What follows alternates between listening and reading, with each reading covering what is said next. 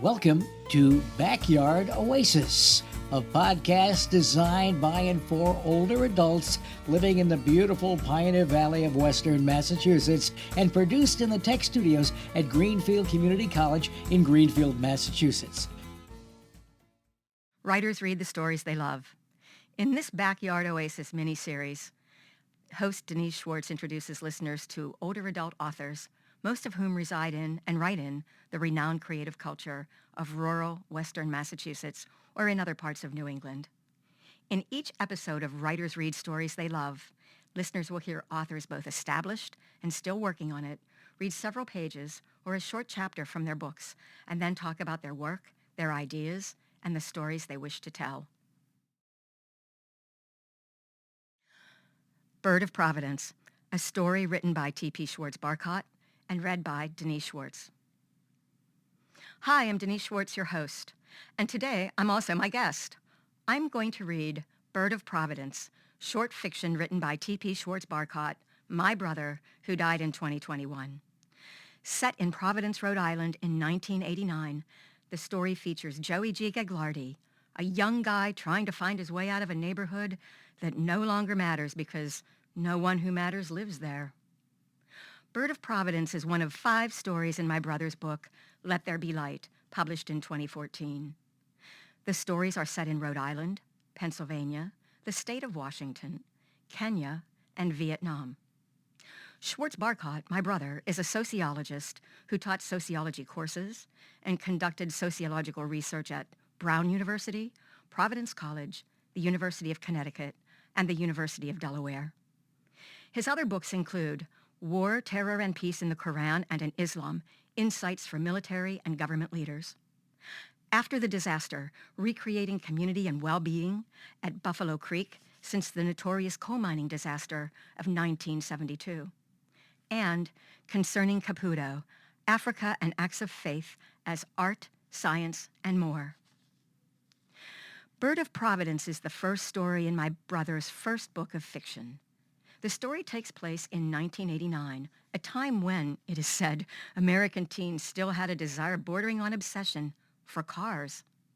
For many, having a car meant having a way out, having freedom to roam, to drive away from what you had to what you wanted, whatever that may be. And the place in the story is Providence, Rhode Island, a city loosely wedged between New York and Boston, with an identity of its own. My brother frequently wandered through Providence, doing sociology, as he often referred to it in many of the letters he wrote to me over the years. He wandered its neighborhoods, observed its citizens, and participated in many of its activities, including the Providence Arson Task Force and the city's many road races. Now, before I begin to read, I must admit something. There's this Providence and Rhode Island accent. It's one of a kind. I tried to acquire it so I could read Joey G's story as if I was him, a kid from Providence. But I failed. In fact, I can't even say Providence the way someone from Providence, Rhode Island says Providence. So I'm going to read Tim's story as me, a person living in Western Massachusetts who grew up in Western Pennsylvania, where, I must say, the local twang is as impossible to recreate as Joey G. Gagliardi's, a kid living in Providence, Rhode Island in 1989. You're going to meet him now. Bird of Providence, Providence, Rhode Island, 1989. So here he is, like who's to believe it? Little Joey G. Gagliardi, a street kid from Wap Hill, making it like a bird, a firebird, flying out of smoking Providence in the middle of the night, getting away from the arson fires of the 4th, the heat, the losers, and the predators. Even the foxes. But hey, Providence ain't the only place with foxy ladies. He's seen them on TV in places like NYC and Atlantic City. You know, Cousin Polly lives down there last time he heard. Who's to say where Joey G will end up? Maybe down there with Polly for a while. But why worry about that now? He's just flying down I-95 in style, baby. Sipping a cool one from what's left of the 6-pack of Heinies in his Nike gym bag. Got 400 in crisp 20s stashed in there, too. His cut from Rico, from helping Sly and Slick on that torch job on Unity Street just an hour ago. He's got the leather back seat of this sweet, topless red Firebird all to himself. Let those two druggies in the front seats worry about the driving. The driver looks like a hairy hippie, calls himself Speedo. His companion, Queenie, is a sweet-looking young thing with a mane of wild, wavy blonde hair. It flies all around in the wind. Queenie claims her daddy gave her the Firebird, but Joey doubts it. Couldn't care less, actually. Not too happy about them snorting a couple of lines after he gave him $100 for a ride to NYC, but hey, that's their problem. Just so they keep flying Joey G away from Providence as fast can be. Arc lights flashing by now. Full moon, too. Oh, looky over there. There goes the city zoo. Bye-bye, all you suffering creatures of the earth. Joey G is flying away in this flamin' red Firebird, and just in the nick of time. State Trooper Mad Mike Mulcahy is getting more sullen by the minute. He's sitting in his personal pride and joy, the Monster, an official-looking, supercharged gray Ford four-door cruiser. It's nearly identical to the one he drives when he's on duty, except that it doesn't have the big State of Rhode Island and Providence Plantations insignias painted on its front doors. It's purring, lights off, in the executive parking lot of New England Life Insurance, Inc., atop one of the highest hills in the middle of the state, 8 miles from Providence. It's relatively cool and clear up here at 2:03 on this morning of July 5th, 1989. Not like the stifling heat, humidity, smoke, and smog that covers downtown Providence like a toxic curse, making his asthma all the worse, even after 3 hits on his inhaler. So Mad Mike is glad to be up here on the hill just sipping the cool suds of his second can of Budweiser. Only he isn't feeling any wiser or any more relaxed, the way he usually does when he gets into his second can an hour after getting off duty. He doesn't feel like driving down the interstate 20 miles to an empty house out in the woods. Molly's taken the girls once again to her mother's place in Maine for the holidays, despite his objections. So he might as well just wind down by having a few brewskis up here by himself on the hill, something that he's been doing with increasing frequency the past year or two. Bucky, the old-timer on duty at New England Life, he knows his car, never hassles him. From up here, Mike can look out over much of the midsection of little old Rhodey and imagine it to be quiet, peaceful, and asleep. Then again, he can also catch glimpses of sections of the interstate, I-95, less than half a mile away as it curves around the hill and heads southwest into rural Rhode Island, coastal Connecticut, and New York. If he uses his binoculars, he can sometimes spot the speeding cars of drug runners as they make their mad dashes from New York City to Providence, Fall River, and Boston in the wee hours of the morning. Mad Mike's been told to leave them alone whenever he's off duty. The headquarters warned him that it is none of his personal business. But he's having a hard time disengaging this time, despite the warnings and the second can of Bud. It's not just Molly taking the kids away for the holiday. On his way up here to the hill, he was listening in on his scanner to the police and the fire dispatcher in Providence. He couldn't believe what he was hearing. Some fools had just torched the triple-decker where his deceased grandma lived when Mike was a little kid, 70 Unity Street. The dispatcher said that the house was supposed to be vacant, but that 2 young mothers with 5 little kids had been living up on the 3rd floor. Ambulances took all 7 to St. Joseph's. They were suffering mild smoke inhalation. The 2 women couldn't or wouldn't say much about what had happened. They didn't speak much English.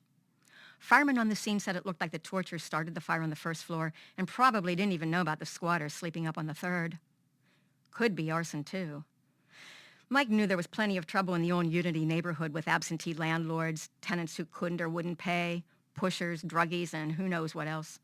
Some of the boys at City Hall wanted to tear it down, let their developer buddies redo it into condos. It was an easy walk from there to the cafes in Little Italy and the rock concerts and hockey games at the Civic Center. But until that could happen, the poor old Unity neighborhood was just another worn-out part of the city that no longer mattered because no one who mattered lived there. Joey Gagliardi is still amusing himself in the back seat as the Firebird whistles past the harshly lit and barbed wire building of the state prison, officially called the Rhode Island State Adult Correctional Institution. And bye-bye, all you suffering creatures of the earth, too, Joey says to himself with both empathy and relief. The cops ain't gonna find me now if I ain't in Providence. And that fire's probably out by now anyways. Bet that sucker is a wreck. Still smoking, though. Show Rico we can do the job for real, baby. For R-E-A-L, as Slick likes to say. Slick said we was going to have a big time on the 4th, and he meant it, even if we had to wait until the 5th, technically, for all of the cops and covers to head home to their mamas. Sly had it figured perfect. Waited until the cops was going home after the fireworks and the big crowds downtown. Morning patrols weren't worth much, probably only 5 or 6 cops working. Odds are they're hungover and half hiding anyways. Still, Joey was glad that no one was living in the boarded-up dump at 70 Unity when they got there. That's the way Rico wanted it. No arson 1 for anyone, so the saying goes. City Hall don't like that. Maybe arson 4 or 5. Then no one's going to care after a few days. History. The wreckers come in and do their thing. Then the developers put up those condos that no one can afford. But hey, they look pretty enough so that City Hall can brag about them. Redevelopment, progress, blah, blah, blah. If the condos can't be flipped, maybe Rico comes around and has Sly and Slick work them over for the insurance. But that's the way the cookie crumbles, back there, back in Providence. But hey, Joey G is out of there. He's on his way to where? Who cares? Well, Mama, maybe. Yeah, Mama sure will be worrying that she don't hear him coming home late as it is. Maybe he should have left her a note or something. But then she might let it slip if the cops come looking for him. She'll worry, sure. But she always worries anyhow. And she's got her bird and her cats to keep her company. That poor miserable canary in that crummy cage surrounded by all those dirty alley cats she lets in.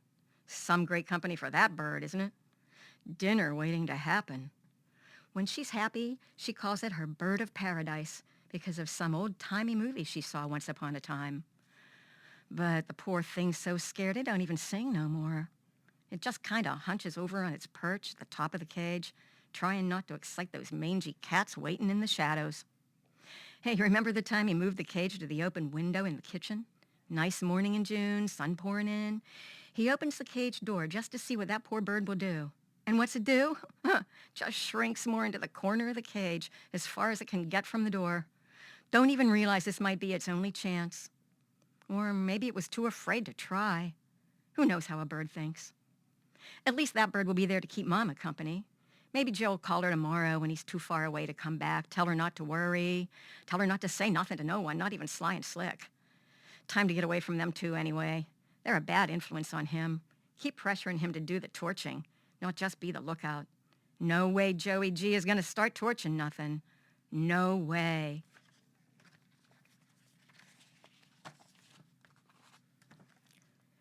Mad Mike's immediate reaction had been to run the monster up to 70 Unity Street pronto and check it out for himself.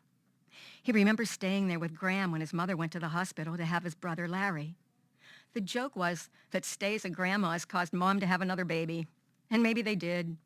They certainly gave him and his siblings a great sense of belonging and love. He smiles a little at the thought of how he always awakened to the sounds of Graham singing. When he'd stumble into the kitchen, all sleepy-eyed and hungry, should reach for her purse, rummage around in it with a look of playful consternation, and drop a handful of coins into his open palm. Get us some cinnamon buns at Favreau's, Mikey, okay? And don't eat any until you get back, you hear? Graham's pretend sternness always made him feel good. He liked how she joked around. He liked how she took care of him. He'd skip down the 2 blocks to the bake shop where that pretty Favreau girl stood behind the counter, looking as sweet as the pastry in the glass case below. What's it going to be today, Mikey? She'd ask, even as she was slipping cinnamon buns into a white paper bag. It was the same thing every time, and he counted on that. Made him feel secure or something good. But things didn't stay so good. He remembered exactly when he noticed the change. He and Larry and Colleen and Katie, well, they went to visit Graham when their mom said they should. Could be the last time, she said. The kids found Graham in her bed, curtains pulled over the windows. Well, looky who's here, Graham said. Come on over. I'm not dead. I want to see you 4 up close. Colleen moved right up to the side of Graham's bed and took her hand. Katie and Larry held back, just like Mike did. Afraid, unsure. Mike, get my purse, Graham said. She asked Colleen to reach inside for $5. Give that to Mikey. Go get us some cinnamon buns, Mike, she said. He was happy as hell to get out of that apartment, but not so happy walking to Favreau's past the fenced-in playground and run-down houses that lined Unity Street now. No kids roamed the streets like they used to. Probably inside watching TV, he thought to himself. But there was a kid outside at Favreau's. Scrunched down, knees sticking up, skinny butt almost touching the sidewalk, messy T-shirt bunched up showing his kid-sized stomach as the boy pressed his back against the building's brick wall. "What you doing, kid?" Mike asked, not expecting an answer, not getting one. Just a wary look from the scrawny brat as Mike opened the bakery's door. Loretta was no longer behind the counter. Achilles, her dad, stood in her place. "Mr. Favreau, what's going on? Seems different around here." "Things are changing, Mike. Not in good ways, either." The old man paused before going on. "What can I get you today?" "Are there any—" "Nope," interrupted the baker, remembering Mikey's never-changing order of cinnamon buns. "Only making donuts and bread now, for the customers who can afford them." "A bag of donuts, then, please, Mr. Favreau." The baker nodded and began to fill a box. "Make it 2 boxes, okay?" asked Mike. "One for that kid." Mike hustled back to Graham's. Unity Street, the way it was now, gave him the jeebs. He even needed a key to open Graham's door now. Jeez. He stooped to kick a rolled-up Providence journal, soaked from who knows what, away from the transom. Now I'm getting like them, he thought, not giving a crap how the neighborhood looks. He saw movement behind him, turned. "Hey, mister," said the scrawny kid. "Thanks." Even now, Mike remembers that sad little kid with the donuts and wonders, whatever happened to that boy? Mama would be crying now for sure, thinks Joey. Just like the time he told her about that pretty little bird he saw in January. Freezing cold, snow falling down slow and steady. Joey was just hurrying along in front of the abandoned mill on Factory Street. This puffy little brown and white bird is searching for something in the cracks in the sidewalk. It looks up, sees Joey. It don't seem scared at all, though. Joey don't know what to do, so he says, "Hey, bird, what are you doing down there?"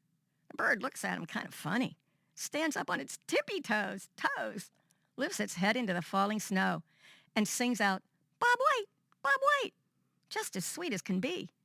It's a quail, for Christ's sakes, only Joey don't know it at the time.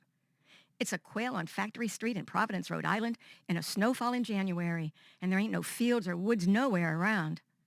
"How do you figure that?" Joey asks his mama. But she don't say nothing. She just looks up at him from her easy chair near the stove. "I don't know, Joey. Poor thing. Lost, I guess." Mama looks like she's going to cry.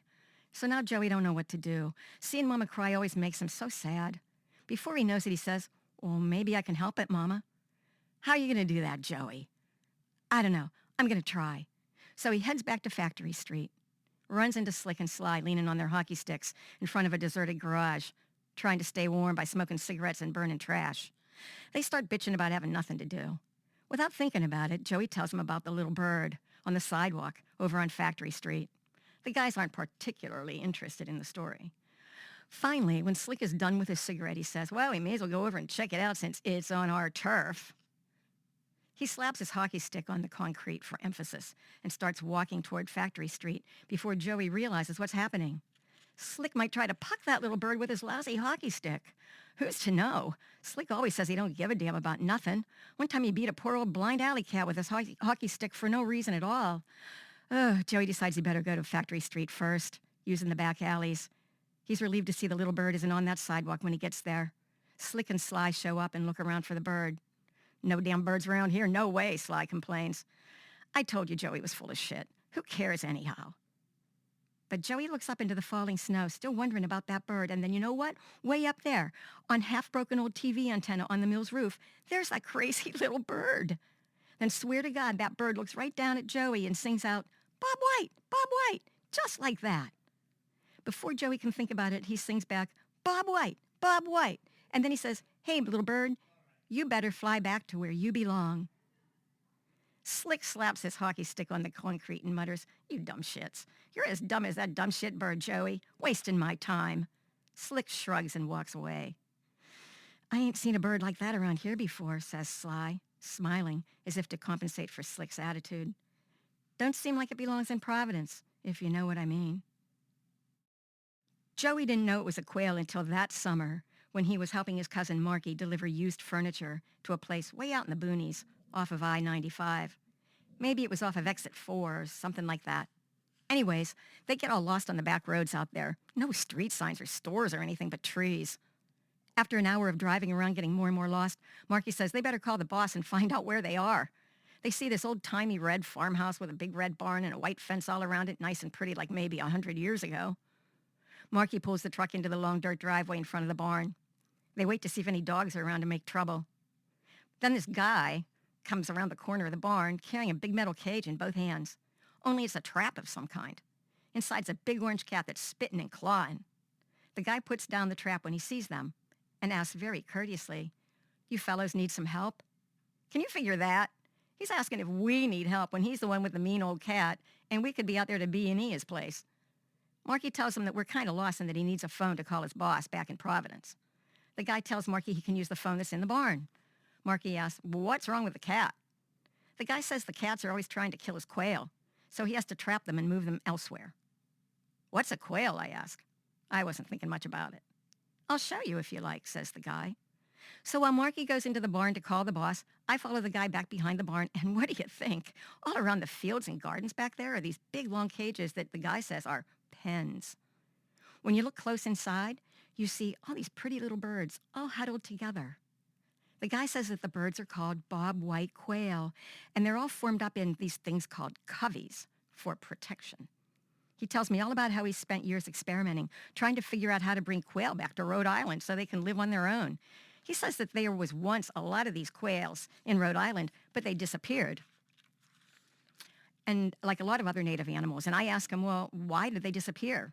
He gives me lots of reasons, then says it's mainly because people put chemicals on their plants and let their house cats roam around killing things. Now, while he's talking, I see that these quails start moving around in the pens. Some of them start singing real pretty to each other. "Bob White, Bob White." And I see that some of the pens have little gates, some are open and some are closed, and some of the quails start walking in and out of these gates. I guess they're just trying to figure out whether they want to stay safe or be free.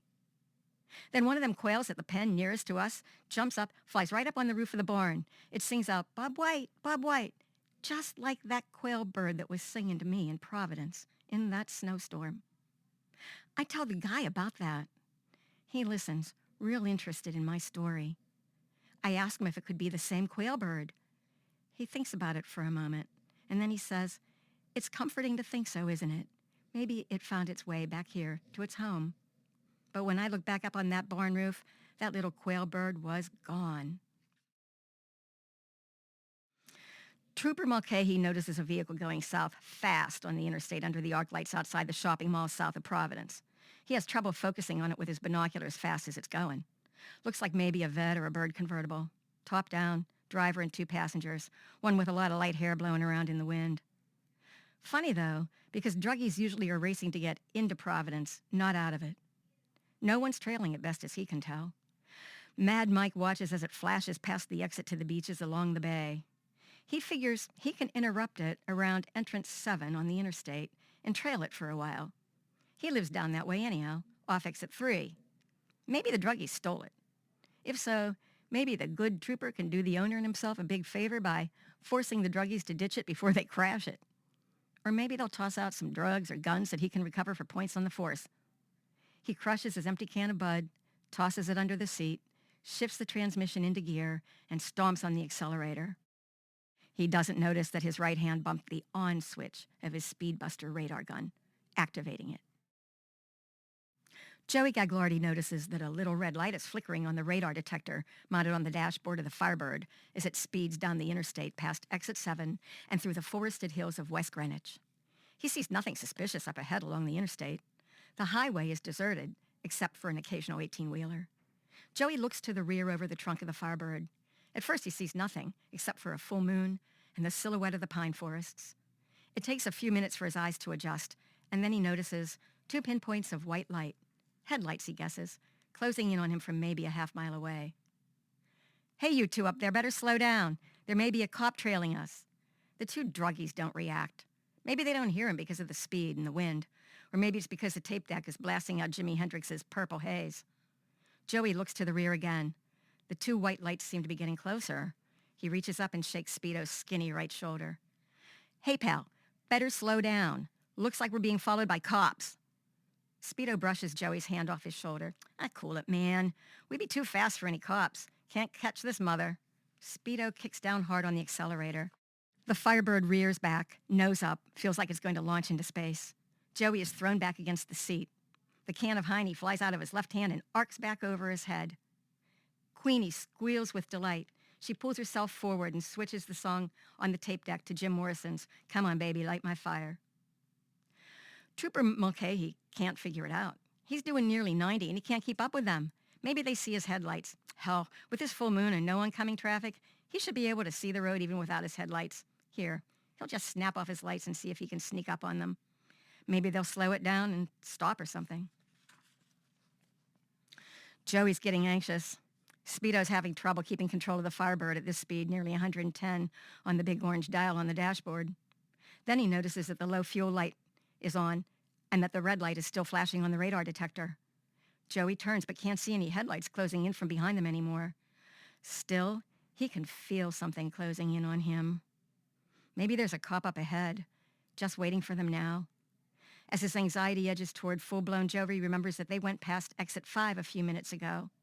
Somehow he recalls the guy with the quail and the trapped cat. Wasn't that near exit 4? That's it. Maybe Joey should just bail out of this out-of-control Firebird at exit 4.